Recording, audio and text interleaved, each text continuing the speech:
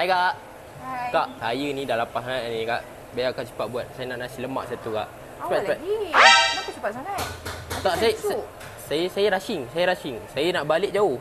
Lepas tu saya macam saya rushing lah, semua benda saya kejar ni. Ya ke? Cepat so, Kak. nasi lemak apa ni?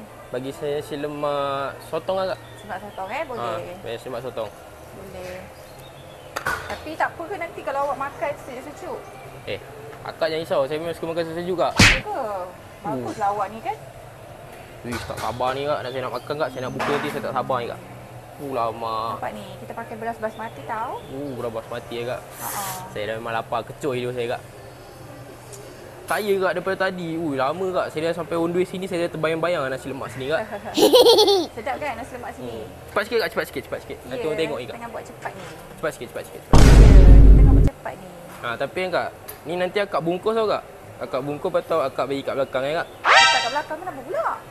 Saya punya kereta kat belakang. Kereta saya kat belakang. Tak. Mesti tak puasa kan? Akak jangan fikir bukan. Sebenarnya tak puasa sebenarnya. Bukan. Kereta saya kat belakang. Saya parking belakang. Sebab parking depan ni penuh. Mana ada kereta kat belakang ni? Saya parking belakang. Sebab agak. Ya, awak ni kan macam-macam lah Cepat. Awak ni macam-macam Tak ada. Akak tak nak bersuah hati. Awak buat. Akak tak nak bersuah hati. Kak, dah separuh siap lah tu Kak. Ya, akak tak nak buat. Tinggal letak sotong ke? Tak nak. Kak. Tak nak. Yelah. Awak pergi balik lah. Pergi balik.